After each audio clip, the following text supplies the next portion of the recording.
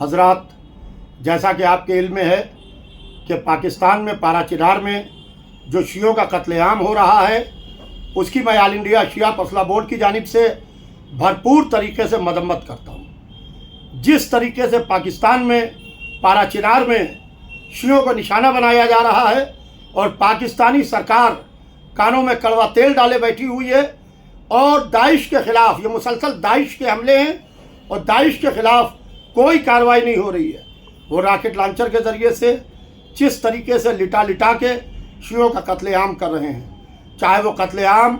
پاکستان کے پارا چنار میں ہو رہا ہو، چاہے وہ ایام اعزا میں، مسقط میں، عمان میں، بیچ مجلس میں جو فائرنگ ہوئی ہے وہ سب قابل افسوس ہے۔ میں ہندوستان کے تمام مومنین سے یہ اپیل کرتا ہوں کہ پاکستان کے پارا چنار کے شیعوں کے لیے ای میلز بھیجیں منسٹری آف ایکسٹرنل افیئرس اور پرائم منسٹر آف انڈیا کو، تاکہ ہماری ہندوستان سرکار پاکستان کے اوپر دباؤ بنائے۔ اور میں ہندوستان سرکار سے یہ گزارش کروں گا کہ آپ جس طریقے سے اپنے ملک میں لوگوں کو شیلٹر دینے کی بات کر رہے ہیں، شیعہ مائنورٹی ود ان مائنورٹی ہیں، اقلیت میں اقلیت ہے، پاکستان میں پارا چنار میں جو شیعہ مارے جا رہے ہیں،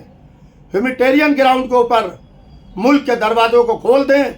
تاکہ شیعوں کی حفاظت ہو سکے۔ اس سلسلے میں دہلی کے مومنین سے یہ گزارش کرنا چاہتا ہوں خاص طور سے کہ ایک بہت بڑا احتجاج پاکستان ایمبیسی کے باہر کریں تاکہ پاکستان حکومت کی چولیں ہل کے رہ جائیں، اس لیے